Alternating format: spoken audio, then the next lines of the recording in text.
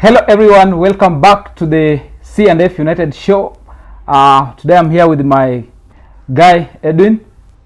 My name is Edwin. I go by the name Edwin. My veins run United. I'm a whole-time Man United fan. Thank you guys for hosting me, Felix and Clinton. So Edwin is a United diehard, and today we are having him here so that we discuss the post-match analysis. Manchester United 2, Arsenal 0. We went away with a clean sheet, and also in penalties we won. That is the great Manchester United. My prediction went through again today, and it's going to be a nice one. So Edwin, generally, how did you go about how can you analyze the match? I know I was not on the show previously, but I can say if I was there, I would have predicted Bruno Fernandes' goal. Sancho came as a surprise, but I think this is his breakthrough season. But how do you think Sancho performed in that number 9 role? In the first 40 minutes, he did well. I think it's a false 9. It's a good opportunity for him to come out and show his abilities. So last season he's been a bit quite low. You remember he had to take a break. Yeah. So we are hopeful this season will be great for him. With other major additions, he can be able to keep it up going. Sure. Actually, this season we are predicting that it will be a breakthrough season for Sancho. Actually, it's one of the players we are longing to see him perform well in that United shirt. We have seen his dynamism, how they rotate with our forwards, how they link up with Mason Mount during this preseason, Anthony, Ahmad. So it's been a nice one. So generally, the players impressed. So I might ask, who was your man of the match yesterday? I have two man of the match. Yeah. In as much as the game is concerned, in my first half I would have picked Kobe Mino. In the second half I would say Casemiro was a standout performance. He did well. In as much as the game is concerned, we came to play a game. We didn't take it as a friendly. We are gauging our levels of fitness, players' morale, everything else as far as the team is concerned, and we don't want to be missing out on anything. So we didn't take it for granted. We played very well, and I think so far everyone is up to the task.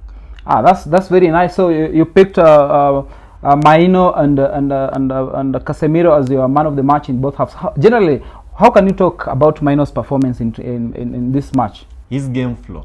He comes to the defense, He comes to the defense, he picks the ball going forward, he makes forward runs. He's able to loop the ball forward.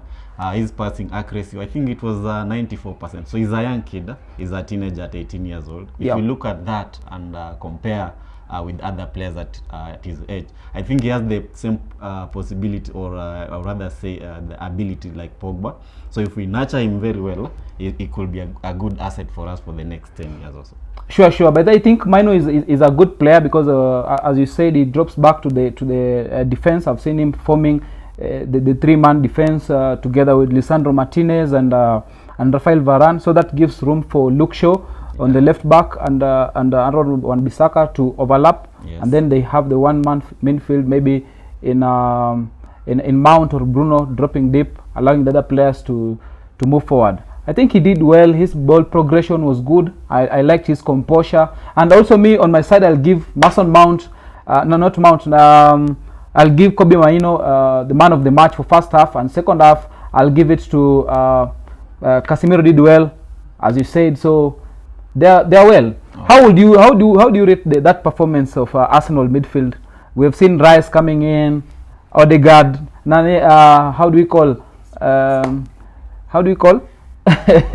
Yeah, we have seen Rice coming in and Kai Havertz. So how do you rate their performance yesterday?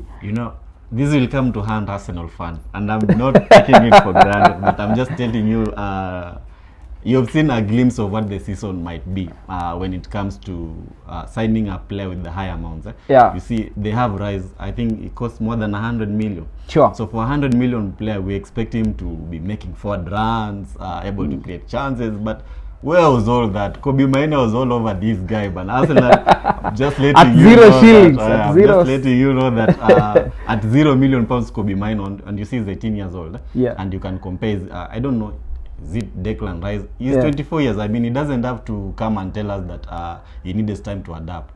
you've been playing this game. He's been in actually in EPL. Yeah, in so EPL. you should be able to come in quickly, able to show us your game. So I'm hopeful for the next season we will be bantering Arsenal all along. Actually, I'm waiting, and I'll predict that in our first leg against Arsenal, Kobbie Mainoo starts ahead of Casemiro in that midfield, so that he can again overpower them and overrun them.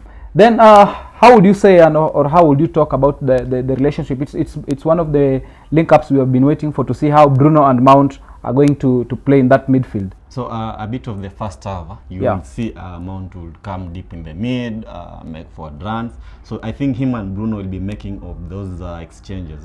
One comes in deep, picks the ball, makes forward. When one is making forward runs, the other one is running deep. When the other one is running deep, the other one is making forward runs. So it will be alternative runs, and I think both will be able to play both the 8 and 10. They can vary very well from the left side and the right side. So behind our strikers, I expect them to be making the defense work much easier. Then also the attacking wise, I expect them to be making more of the runs.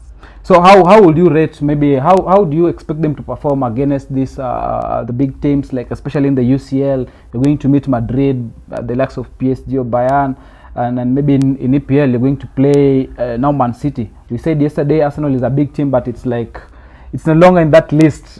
So there's the player version, and then there's the coach version. You know, how you approach these games really depends with how the coach really thinks. So you might find that going in some of these games, either I think Ten Hag is very brilliant, and he might be able to start with either of them on the bench or all of them in those games. So I expect them anytime we start with Bruno and Mason Mount, I expect Casemiro to be lying deep in the defense.